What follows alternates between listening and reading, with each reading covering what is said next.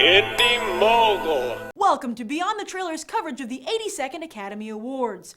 All month long, we'll be taking a closer look at the nominees in each of the top categories.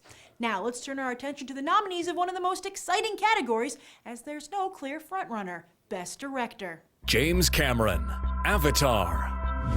Does directing the most successful film of all time mean an automatic win for Best Director, or even Best Picture? This is a question being asked throughout Hollywood and beyond, as many must admit that Avatar is not without its flaws.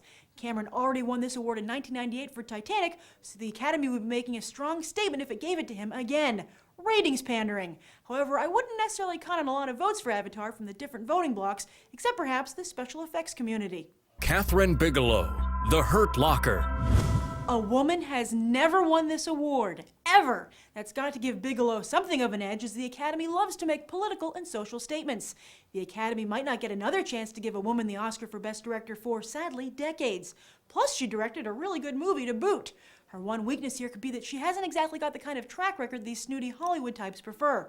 Let's just hope she doesn't lose this to her ex-husband, as he already took 3 years of her life. Quentin Tarantino, Inglourious Basterds. As Brad Pitt says on behalf of Tarantino at the end of Inglourious Basterds, I think this might just be my masterpiece. Many would agree, but the question is, does the Academy? This is Tarantino's second nomination for Best Director after Pulp Fiction in 1995, and it could very well take him another 15 years to make yet another film as good as those two. Tarantino's best bet to win this year is still in the category for Best Original Screenplay, which is a shame. Lee Daniels, Precious. This is just Daniels' second film and his first time at the Oscars. Daniels has had a very eclectic career in the film industry, starting out as a casting director and then a manager.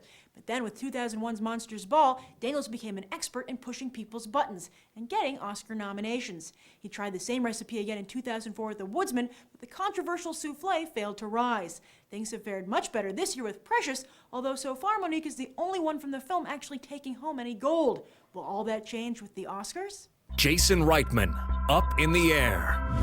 Like both Tarantino and Cameron, this is Reitman's second nomination in this category. He got the nod for Juno in 2008. But unlike those two men, where 15 years and 12 years separate their nominations respectively, Reitman will most likely be up again for Best Director in the near future. Couple that with the fact that Up in the Air has little wins to show for all its nominations this year, and it seems very unlikely that Reitman will be winning this category. Like Tarantino, Reitman's writing skills are a blessing for his movies, but a curse for his reputation as a director. So who do you think should win the Oscar for Best Director? And who was left out? Write your thoughts down below, and don't forget to vote in Beyond the Trailers 2010 Oscar vote. The results and the winner of the free Blu-ray player will be announced in a special episode on March 3rd.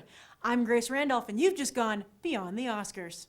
And be sure to check out all of Beyond the Trailers 2010 Oscar coverage. We've got episodes covering Best Picture, Best Actor, Best Actress, Best Supporting Actor, Best Supporting Actress, and Best Director. Just click to watch.